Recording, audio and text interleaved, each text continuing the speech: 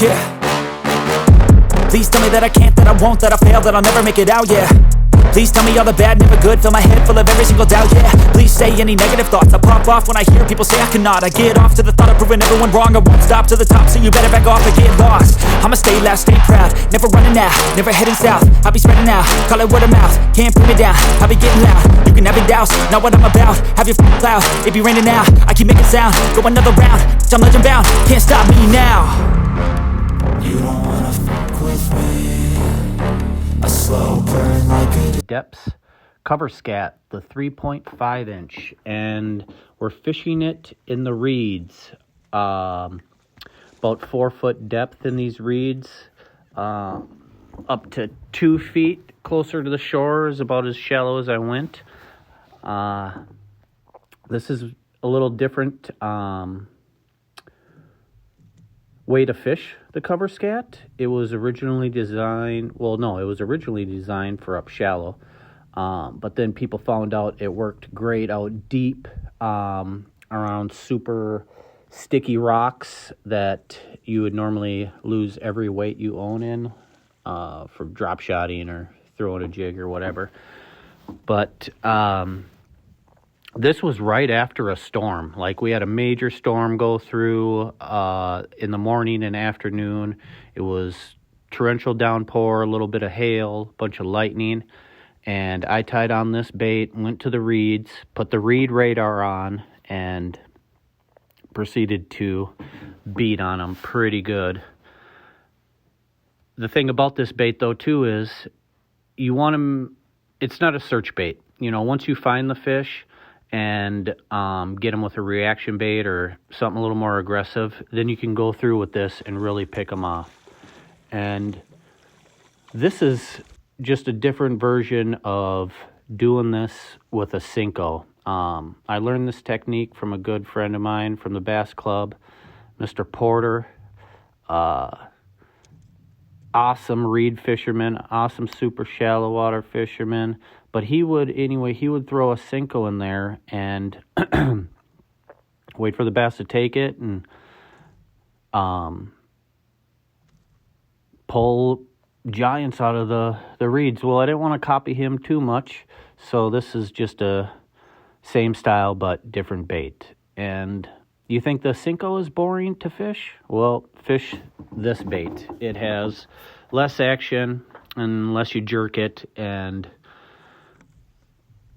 it's pretty boring, but it produces the results. So a few things. When you're fishing these reeds and you catch a fish, you don't want to do a monster hook set, man. You just kind of want to lean into it, keep pressure on them, and slowly try to pull them out. If they get wrapped around the reeds, you got to go in and grab them. Otherwise, you're just going to rip the hook right out of these fish's mouths. These reeds, it's late July. These reeds are as strong as they're ever going to be. So you just like that, just a little bit of pressure. You ain't reeling crazy. Just trying to get their head up, keep that rod tip up as high as possible, and then just slowly ease them. I've been playing around with giving them a little slack if they get wrapped up. Sometimes it works, sometimes it doesn't. But yeah, just nice and easy. Not like when you're frog fishing or jig fishing. You just want to be real easy with them. And I'm using a 7.5 medium heavy rod. I was being lazy at first and I just had 16-pound fluoro on. Well, I snapped a couple off in the lily pads and then I switched to 20 and it felt so much better. But anyway, you're just kind of casting it out into the pockets, letting it sit there, letting it sink to the bottom, and then you can kind of give it a couple pops. Normally you'd want to like side jerk the rod, you know, to get the action like a jerk bait. But since I was in the reeds and over heavy cover, I was like popping it up, straight up with the rod tip. And that just helped it come through the weeds better. Another thing too is you really want to line your casts up so you're not going around a bunch of reeds. You know, try to pick a lane and hopefully you can drag the fish out through there. Because these reeds are so tough right now. I mean, they get wrapped around there so quick and it's easy to lose these fish. I have the video here of me losing a couple. Also, the Deps cover scat is dang near a one fish bait.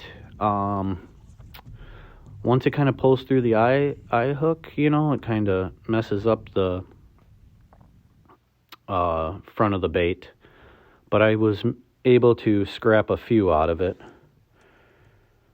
But yeah, this was just after a major storm, man. Not a cloud out there now. It just looks hazy. And man, those are normally super, super tough conditions.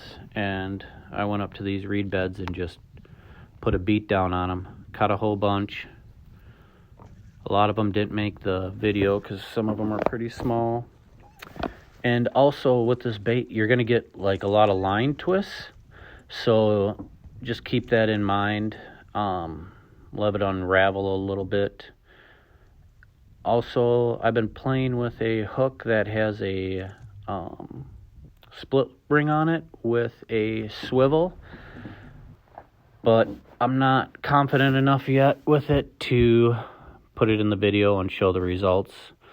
And also, man, I've been playing with this bait for a couple years. It's not like I just tie it on and go and shoot a video and here it is. No, I've been putting in some homework on this.